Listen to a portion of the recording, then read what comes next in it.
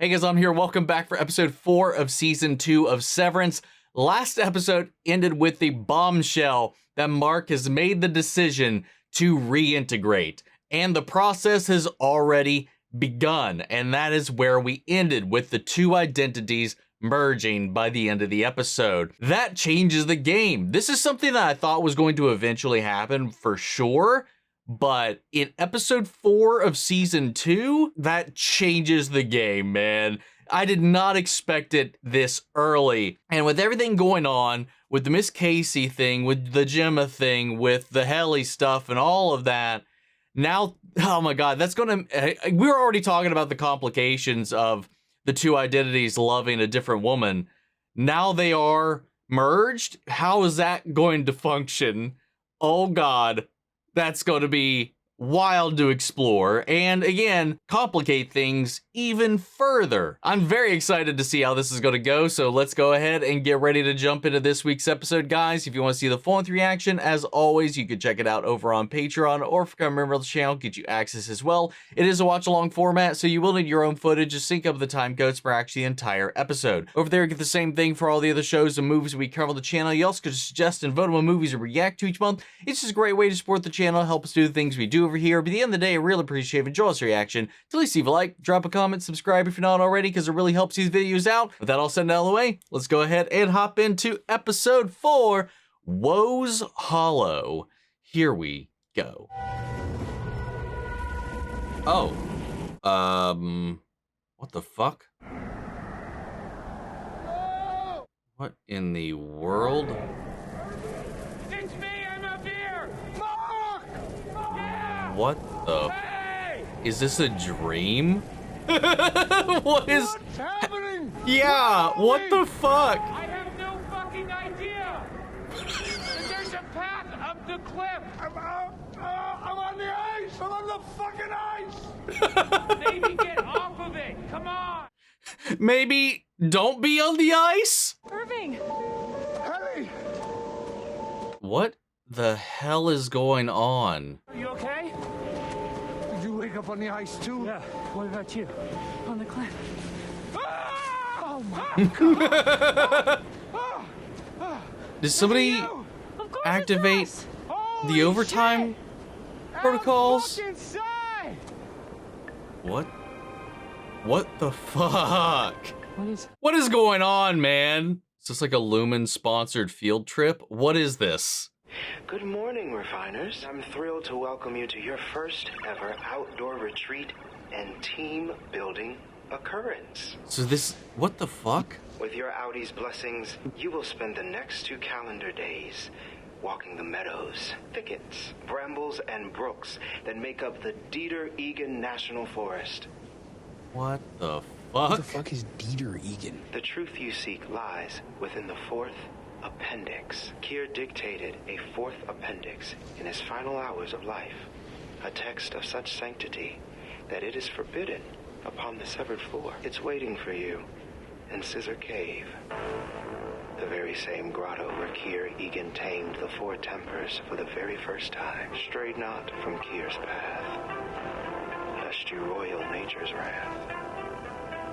What in the world? We have a welcome, weary travelers. We're going on a quest today. What the fuck? What about Mark? Is this playing along? What? I feel like we just skipped a whole bunch. I'm watching the right fucking thing, right? Yeah.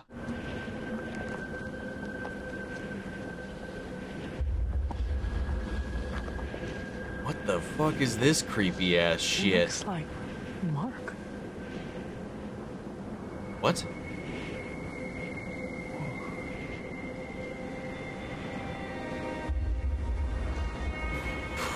Miltic said there'd be help along the way. I wouldn't trust a word out of that mountebank's mouth, not even televisually. Dude, this is some creepy ass shit right now.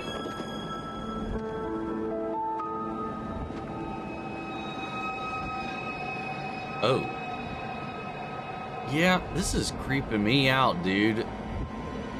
This time it's Helly. Here's There's a cave. It's just right there. Chapter 1. I was not born into this world alone. The lodgings of my mother's womb I shared with another, a twin brother who was called Dieter. Kier had a twin. That's what those things are. Does he think those are their twins? He beseeched me to take to the wood with him to live as paupers. My love for my twin unbalancing my judgment, I acceded, and we ventured into the wood, towards Woe's Hollow. So, we're to walk in the brothers' footsteps. What is this adventure ass shit, man? This is insane. I had no choice but to listen as he spilt his lineage upon the soil. Wait, what? Hold on, what does that mean? Out here beating it to the wildlife? Well, 37 yards, man. Sorry, it was 73 yards. Dyslexia kicked in. Okay, so when they zoom in, it doesn't look exactly like them. So they have people like cosplaying them just so at enough of a distance, if vaguely enough, that looks like little hands. Looks like them.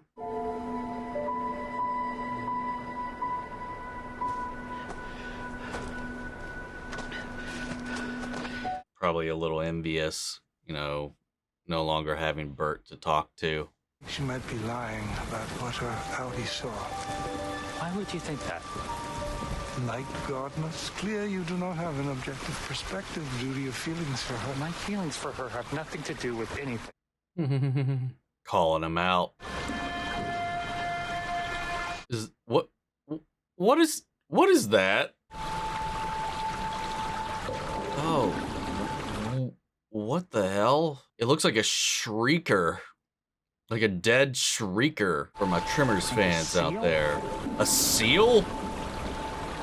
What? We should eat it. What? We don't know if there's food waiting at the hollow. And that's valid, I guess, but I don't know if we should be eating a rotten corpse. We don't know how long it's been there. It looks rancid as shit. What do you have to cook it with to be safe? We all know you had a bad experience last time you were outside. Who said I had a bad experience? I mean, no one had to say anything. Kill him, dumbass. Nothing. What the fuck? What the, yeah. Let's just get to the hollow. Oh my God.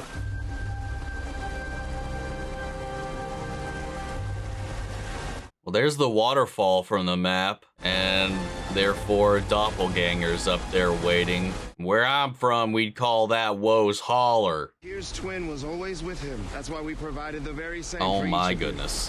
Fuck you all, I was right. Mr. Okay, Milchek. he did cast actors This is for the them. tallest waterfall on the planet. You have followed the path of Kier and Dieter. Well, we know that's a bold-faced We're lie. starving, Mr. Milchek. I thought the waterfall's grandeur would satiate you. That's not how bodies work. I'm teasing, of course. Okay. Lumen will always protect and provide. Right this way. Oh God, that Helly with her head cocked is all of it's creepy, man. This whole endeavor so far has been just weird. Again, like the Mark thing, following up after where we left him and being in this position. Did it not take? Can he willfully swap between his identities? Or is he just acting at the moment? Or is this maybe an event that took place between then and that? Maybe that hasn't happened yet on the outside. Miss Wong has been readying the grill, for which we brought in copious luxury meats. I want some copious luxury meats. The tents, as you can see, are MDR blue. And the outhouse is stocked with 4-ply washroom tissue. Damn. Sparing no expense. For your comfort and safety, torches. Pretty cool, right? Yes. I mean, Lovely. yeah. If this was a different circumstance. Made you a snow seal, You know, in case you were hungry. looks more like a... Wow. Yeah. Nice. I feel Wow. sorry for suggesting we Nice. eat that animal. suppose it sounded alarmist and It paranoid. looked more like a sloth Rational. to me. What did you really see during the overtime contingency? I told you. It's okay. It won't change anything. Okay. Damn. Oh my god. Dieter lay unwashed in his bedroll, though the Hollow's pool was primed for bathing. We ate of the hare we'd caught and told each other rhyming jokes till our gullets ached. But at last, the thought tickling my mouth emerged. We must return to father, I said, but I promised to look after you in the ether mill. When at last a sound came from him, it was a bewailing whimper. He believed that we'd be woodland paupers forever. I was looking at him when his eye came out. Oh. It popped from the socket, driven by a sudden torrent of pus from his skull. What the fuck? And he reached up to grasp at his hair, which was suddenly moss that tore easily from his bleeding scalp. And as the pus from his eye thickened into sap, I turned from my gargling brother and walked to the pool of the Hollow, where I knew the waterfall would drown out my brother's cries. He's actually really smart. Thanks, Dylan. Here that I first encountered the temper woe, a gaunt bride, half the height of a natural woman. What the fuck? She spoke to me directly from her eyes and said, "This is your doing. You suffered his wantonness. Now he's no one's brother, only chaos's whore." Jesus Christ. This is fucked up, man. Perhaps in the morning we'll have time for the next chapter. Kier and the thieving nanny. Whoa. Creepy. Did his brother really die that way, Mr. Milchick? Every word is truth. Helly. He turned into the forest because he masturbated. I mean, seriously, that's actually the dumbest thing I've ever heard. He jerked off in front of his brother, and he got punished for it. I didn't see that. He just said it. You know, we often laugh at what we don't understand. The team I thought I knew would have processed more thoughtfully. And you don't really Miss know this Wong. team, do you? The marshmallows, please. Nah, I think I don't want your marshmallows, man. What? Not when you say it like Throw them in the that. fire. Oh, is this punishment? Milchick. You were gonna have your treats. Why? Marshmallows are for team players, Dylan. They don't just hand them out. Good night. At first, I was thinking maybe that was Helena cracking at the bullshit they tell the workers, but then the way that she just tore into it definitely felt Helly to me. I'm still so 50-50 on this whole thing. What do you think his dick turned into? But it It isn't funny. could be her playing I don't into know, it it's again pretty too, funny. but It's still. not. Okay. And stop making goo-goo eyes at her. Oh my god. Just tell us, Helly. What? You know, he's not letting it go. Just tell us about him. Who? The night gardener. He That's was enough. well. Enough! Yeah. Using your pupils to make love to her. While your outie's wife rots away somewhere. Hey, shut Ooh. up. Yeah, fuck you, Irv. We all know Irving's upset because he can't ever see Britt again. He's really lonely.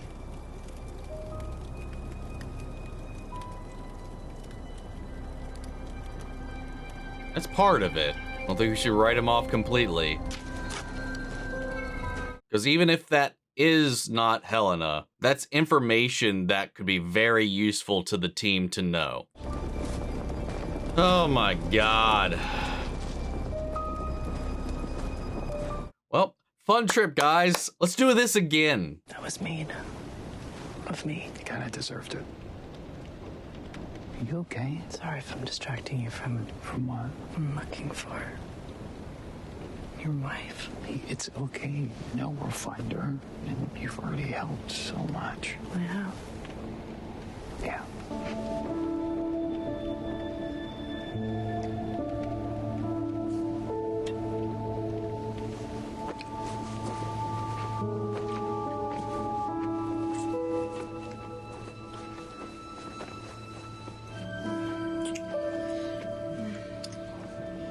Well, damn.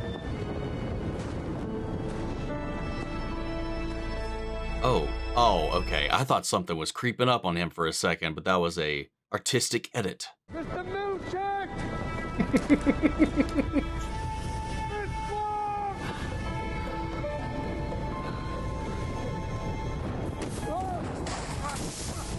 Oh, lovely.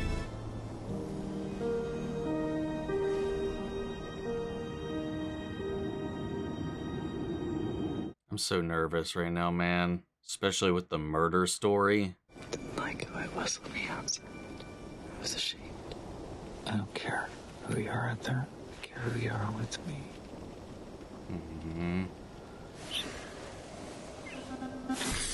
Oh. Well, there it is. You okay? Uh-oh. What happened? Oh, no. So I guess it's not... Maybe he's got to do multiple sessions of reintegration. Maybe it just... I don't know. I don't know how it really works. I mean, do we? I mean, so like, I'm not sure what effects to expect.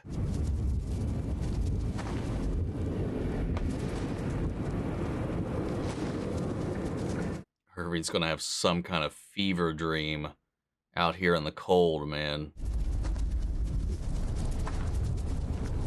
What is that pitter-patter? It's bugs gathering the light of the computer screen?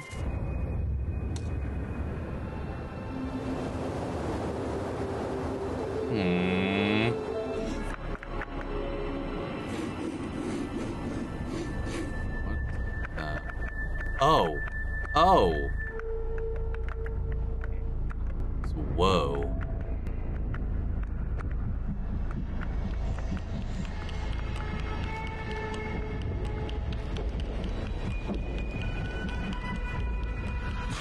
Oh my God. Fuck, that got me. I expected a jump scare while she was at the computer. Or did he put together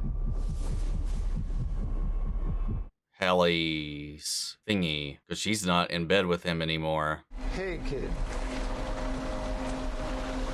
Irving. What are you doing down here?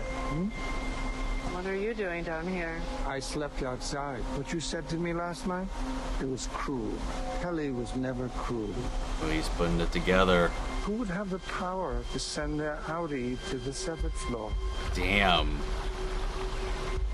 Well, there it is. No, Irving! Mr. Milchek! You know, imagine if he was wrong, though. This would be insane. But I think part of what she did say to Mark is true. I do think she's ashamed of who she is on the outside. Because we saw her longfully looking at that security footage. I think was getting intimacy, care, respect, and all these things she doesn't get outside there, and wanted to play that part for herself. Oh my God! She's not Helly! She's an Egan! Turn her back, Mr. Milchek! Continue, stop doing! Yes! Do it, Seth! Wow. Damn! It's Milchek. Remove the Glasgow block now. The Glasgow block.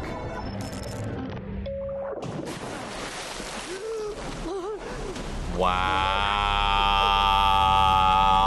There it is. I'm so sorry, Helly.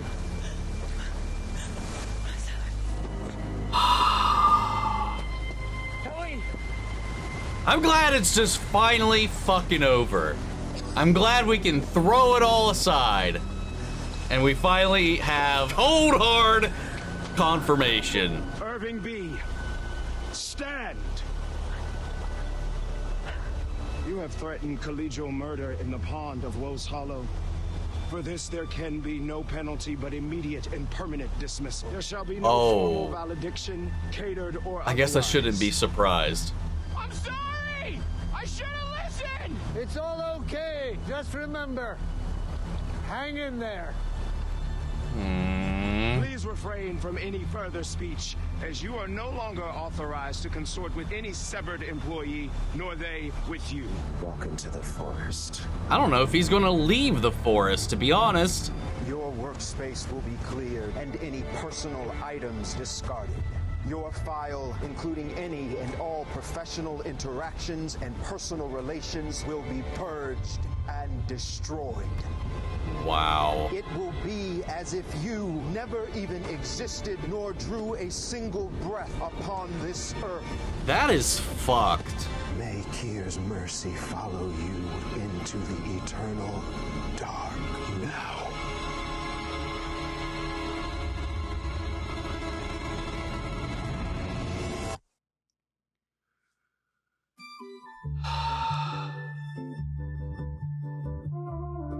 This music just does not fit the situation, man. Jesus Christ. All right, man. What a way to wrap this up. We get Helly back, but we lose Irving in the end. What an episode. Like, especially getting us outside of our usual, like, scenery, our usual aesthetic outside of the office, outside of the town itself, and just into the wilderness. And on this weird, surreal, psychedelic fucking like gaslight trip to where they're just brought out here. He's like, you want to see the outside world? Well, here it is. And then they're fed more of this propaganda, more of this weird, twisted mythos that they've cooked up to scare these innies, to mold them into the workers they want, to believe in the world they've designed them to believe. This is the world's tallest waterfall. Ooh, dude, we got taller waterfalls where I live. But they don't know any different. This is all they know about the world is the little glimpses they got when they were in their Audi's shoes, or what they're being told or shown here. They don't know any better. Like, they are, in essence, kind of adolescents in the way that they are discovering the world, and hell, even discovering love at sorts. And they're transitioning. It's just like they are just so easily moldable. Again, makes them perfect little workers. But my God, this whole little thing. And again, like going back to this, now that we actually have hard confirmation, because hey, I've read every comment about this debate. And while you guys definitely, because I didn't think about it going into it, it definitely should have been at least on the table or at least a consideration. But I didn't pick up on any of that. Or at least I didn't think that anything a lot of people like attributed as clues in episode 1. I didn't think any of those were clues. Even the computer thing, because I know I was like, oh, she didn't even know to turn on the computer. Even that, I just thought was them highlighting how shook up she was. Because we know that them waking up in the elevator just takes them right back to their last memory. And their last memory, she was on stage talking to this crowd of people, all these other things, like pushing back the revelation of who she is. Like, and I honestly feel like she would have felt shame about all of that. And for somebody who knows what it's like to go through anxiety, depression, all these things, like I definitely feel like that could have highlighted a fumbling of her ability to function, or even willfulness to even be here. Like, her world got rocked with that revelation. Looking back, definitely, for sure, those are clues, those are hints. The clever thing about it all is I feel like it can all be masks under these psychological effects of these revelations. I saw one thing, it was like, oh, Helly would have definitely kissed him in that hallway. Would you have if the person you were crushing on just found out or revealed that they had a wife? And not only that that wife they believed to have passed away, only to realize that they are in fact alive, and not only just alive, but one of your coworkers which have gone missing? Would you really be the one to initiate after all of that has been brought on the table? And not only that, carrying the knowledge that a version of yourself is responsible for all of that. And that's just an example of one of the things that I was like, people were like using as a clue that I was like, I don't think that's necessarily a clue. And I think like once you kind of have that in mind, you're going to be suspicious of everything. I was definitely in that mindset after you guys kind of switched me on to it. And again, there is still that scene that has yet to happen that's in one of the trailers that hard confirms it before the show even came out, which is wild to me that they would leave enough clues like that in there. In the trailer, of all things, that kind of would set that up, because I would imagine it's probably going to be in the next episode, given the way this one ended. That aside, I do know there's a lot of people that kind of expected this before the episode even came out, but now that's been kind of shined a light on. I do think that, you know, it's hard not to notice those little micro expressions, those little breaks in character. While I do think justifiably, and that's why I still kept a little semblance of doubt all throughout, playing devil's advocate all the same, while being swayed by you guys, there's still enough of myself that was like questioning even that knowledge, like with the Dylan thing, and then the way that she's behaving in certain instances and stuff like that. I think they did a really good job that, despite our suspicions, to still have laid the groundwork to see doubt as well. And I think that all comes down to Britt Lauer's performance on top of that, and as well as the writing, because both have been phenomenal. And I'm wondering how I would have felt had that never entered my mind. Like, I'm wondering like how long it would have taken for me to even pick up on that had I not read any of the comments whatsoever. Because there's a lot of things in this that I think did a pretty good job, that even if you did feel very confident, I feel like they would at least have you have to question it. With the Dylan stuff, I definitely thought they were setting him up, you know, as much as like you guys had me looking at Helly as Helena this entire time. I was like, okay, well, what about Dylan though? They're really picking him off from the herd, you know, lifting him up, giving all this special treatment and all this kind of stuff, access that none of the others have. I thought they were going to turn him against them, and that all of this other stuff with Helly might be just a distraction, a deterrent, because the whole goal is to get Mark back on the computer and getting him back to work so that they can finish Cold Harbor. But she was encouraging their quest for Gemma. She was encouraging him to keep going. She was even helping incite revolution in some of the other groups when they were out there as well. And that was stuff I feel like Helly would have done.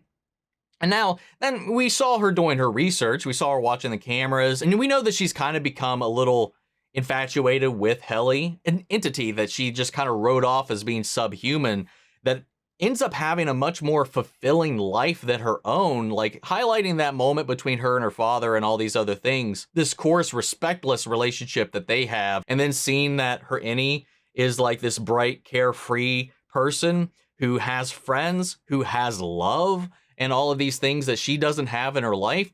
I'm sure she wants to either, you know, feel that for herself, and she's probably watched a lot of these tapes and probably even knows like a rough estimation of how she might behave, you know, because she never did anything to like sway him back to getting to work. She just encouraged further exploration. It's like, if this is what you want to do, this is what you're going to do. And then hear her taking her jabs at the story that they're all being told. And this might be a situation, this might be an avenue for her to express things she's probably never been able to actually say out in the real world, here under the guise of Helly R, someone who doesn't have that weight. I think she kind of fell into this trap of being Helly versus why she was here to begin with, because outside of episode 1, she really kind of let up on the whole questioning aspect. I mean, she did get enough information, but again, she didn't do anything to get the group back to work. I think she got a little drunk on being Helly. But I also like that, like we've talked about before, that the innies and the outies, as different as they are, there are still some core elements of them that still carry on. And I think one of those is what drew even her to Mark. Getting into the complications and another conversation I wanted to get into here in a moment is, not only do we have these essentially two people sharing the same body, Mark, who thinks he had this intimate moment with Helly, in which he didn't, and he had it with Helena. Same body, but neither actually got to have that. It reminds me of the situation in which the guy that Phoebe was dating, who was an ex of Ursula's, thought he was sleeping with Phoebe, but it was actually Ursula pretending to be Phoebe. You know, if you know Friends, you know what I'm talking about. Two twins, and one uses the other one to feel like what the other one's getting with the same person, but the person didn't know which one he was actually with. At the end of the day, is that cheating? That's a very questionable thing to talk about right now, too, because on top of that, it's the situation almost in reverse, like completely mirrored with Mark, because he's two people, one body, in love with two separate different people altogether. Now that this is post-reintegration, in the middle of it all, or at least after, thankfully it wasn't in the middle, but after the fact, you know, he starts glitching between, you know, seeing Gemma and seeing Helly right in front of him. you know, he starts having some bleed over from his Audi. Now it comes to the questions that I have as well. We know that Mark at the end of the last episode went through reintegration. My question is, because we know this is a different technique from what we saw with Petey, and anytime we saw Petey, it was in the outside world. It wasn't in the Lumen office. So I'm wondering if, because the whole idea is merging these identities, but I'm wondering if the field that activates their chip has an influence on who is in the dominant seat when driving. Petey would have these moments where he's very in the moment, very sentient, but then he would flicker back to Lumen, back to the building, back to the office, and even dissociate with which version of Mark he's talking to at the moment. And we know that she supposedly said that this version of reintegration is better and safer, so we can only hope that is true, but it seems like any Mark was predominantly in charge here and unaware that he's been reintegrated. So when he had that little moment, I don't know if he knew to expect that. I don't know what he knows right now, but it seems like he's unaware of all of that. I don't know, maybe he needs multiple reintegration sessions before it really takes hold. The bleeding is starting, and maybe it's a gradual process. Maybe once initiated, it's something that will start to solidify the longer he goes, the longer he gets away from that session. But again, what's going to happen there when those personalities do merge and have all of this knowledge shared between the two of them? Will they be a new identity altogether? I know I saw some comments talking about how this is very similar, or at least the idea and concept is very similar to like DID reintegration. When you have somebody who comes up with an alter due to trauma and stuff like that, eventually you want to try to merge them together without losing either persona. And again, I don't know how that works at all. I would imagine you create a wholly new entity. At that point, what do you do? Especially when you're in the situation where, you know, you have completely differing interests, especially romantically. You know, how do you pursue that? How do you reconcile with that? I got so many questions, and I'm wondering how the show is going to tackle all of that, because we know they're going to. They have to at some point. And how's Helly going to react? I mean, hell, how are either of them going to react with this revelation that they just had this moment, this night? One, she wasn't there for it, and for him, it was not her. While Irving is cast off, fired, we at least know that his Audi is still investigating them, so there's always the hope that he could be reawakened at some point. Or hell, maybe even go through reintegration himself. Bert's tracking him down on the outside too for some reason, which we're still not really fully aware on what that is. I saw someone say like, would you not be, you know, kind of concerned about someone banging on your door in the middle of the night or whatever? I don't know that I would go stalking said person. I feel like I would want to distance myself as much as possible, but it could be simple curiosity, but it could be something more than that too as well. I don't know. I have no idea. I really don't know where we're going to go from this point. You know, if they weren't messy before, they're just all they're going to get is messier and messier from this point, especially with the Helena situation, especially with the Mark, Innie, and Audi situation, and now with Irving and all of that, and them also trying to tool and manipulate Dylan with this family project, which no one else even still knows about at this point. Irving at least forced their hand in this moment and got Helly back in the field. Now they're aware of that situation, you know, the extent of what they can do with this severance, with this activation. I don't know, man. This show's so good. This show's too good. It is too damn good. Oh my God. But guys, that's kind of all I got for right now. That's about as coherent as I think I can be at the moment. Coming right off the heels of this episode. So I think I'm just going to pass it off to you, let this settle in and simmer, and we'll reconvene next week. Sound off the comments, let me know your thoughts down below. We're carrying the conversation after the video. Hope you enjoyed the reaction. If you did, leave a like, drop a comment, subscribe if you're not already. Remember, if you want to see the full length reaction, as always, you can check it out over on Patreon, or if you're a member of the channel, get you access as well. And speaking of before we go, I want to shout out our channel legends: Benny Sherrick, York Scott, Robert Anguiano, Jeffrey L, Jake Cottrell, Eric Official, Casey Wood, Russell Crockett, and Watchtower. Thank you guys so much for continued support. But that's it for this video, guys, and I'll see you all in the next one. Take care, everybody.